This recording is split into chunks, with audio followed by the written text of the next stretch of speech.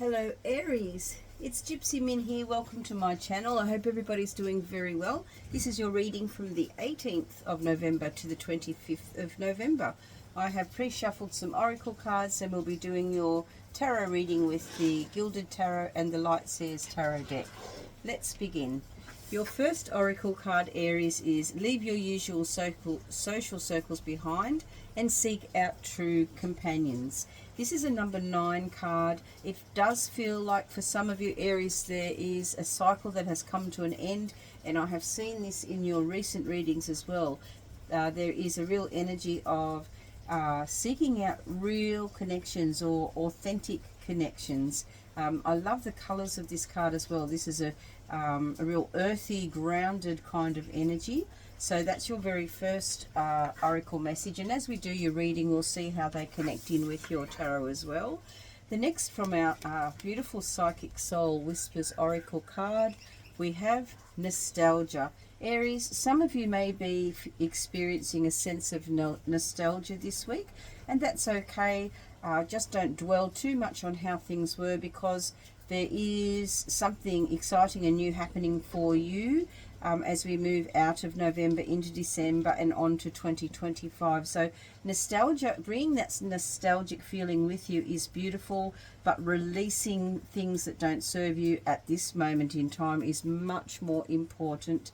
Perhaps you can get some memento or some way of feeling or being and cement it into how you move into your future. So bring that with you, that ancestral energy. And then finally, from the Angels and Ancestors Oracle, we have the Ignite Your Passion card. So now's a really wonderful time in the universe to ignite your passion, Aries. And I hope this rain in the background is not too loud for you. It's absolutely pouring where I am.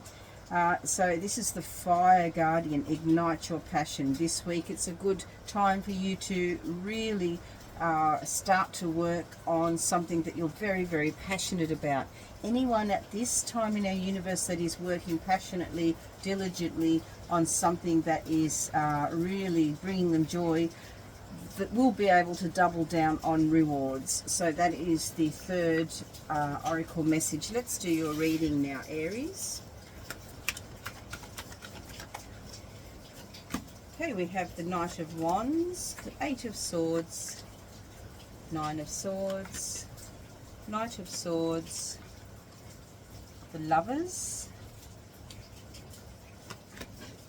the Moon, 6 of Pence, 4 of Wands, 2 of Cups, and your crossing energy is the Page of Wands. Aries, pages are all about really understanding who you are at the core. Pages can be messengers. They can be the messengers of the deck as well, but they the Page of Wands sometimes can bring news. So for some of you, Aries, expect some news. If you're waiting on some news, finally that news is going to come through for you. But we can see this page is really examining the wand and the end of the wand, and the wand, this is the passion or the fire within inside themselves. So we can see how this is really connecting in with this oracle card, Fire Guardian, Ignite Your Passion.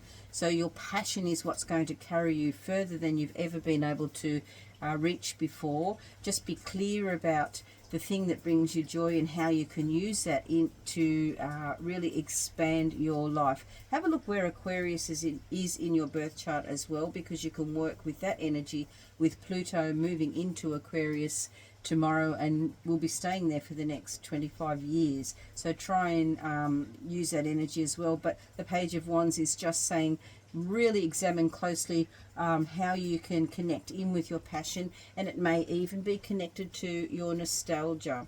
So there may have been something in your past that you have been nostalgic about that used to excite you and bring you a lot of joy and fun, and so that's something to consider as well. And don't let anyone hold you back, any social circles or any people around you who are not really aligned with your vibration at the moment. So this is in your challenge position, and the challenge might be that you need to really spend some time to focus in on what that energy is going to be for you. You're coming from recently feeling as though you want to bring more passion and excitement and move through a lot of passion into something bigger for yourself. I feel for some of you there is a possibility of working with either a significant other, a like-minded person. You look like you're very aligned at the moment to work in business or in some sort of a connection that's going to bring you a lot of excitement and success. And but the key is there has to be an even exchange of money. The very strong, energy, not money, although money is energy, but there has to be an even exchange. The overwhelming energy that I'm feeling from this reading this week for you is to have a look at who that person or those people are that you are most aligned with, and really stay focused with them. Align yourself to, Aries, with people who are already doing what you aspire to do or be, because the more you put yourself in that energy, the better the outcome will be for you. So there is the connection there to leave your usual social circles behind. It's really saying become more aligned with the way of doing things with people who are already successfully doing that. This Knight is facing forward, so you're moving forward with this sense of passion and excitement, and you're really bringing that sense of magic within yourself to the table and to the connection that you are going to be working with.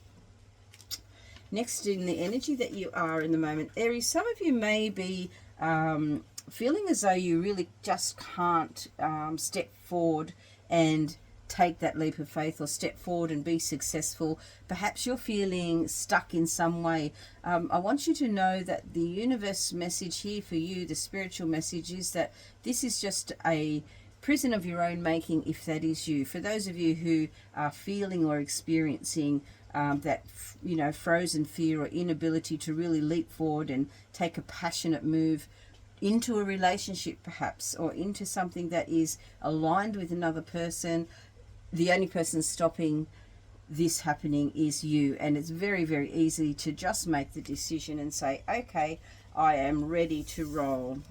Aries, as we move forward, there is just another message for you to not waste time, staying awake worrying at night time about things that cannot be changed.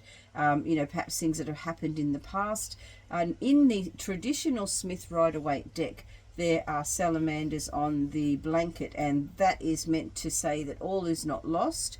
This is like a nightmare or a dream that is on a loop, and actually the reality is there is so much available to you. There's also an owl in the background in the window here, and there's also a spirit blessing this person as well, connecting her to her intuition or wisdom, and her reality is quite comfortable, quite beautiful.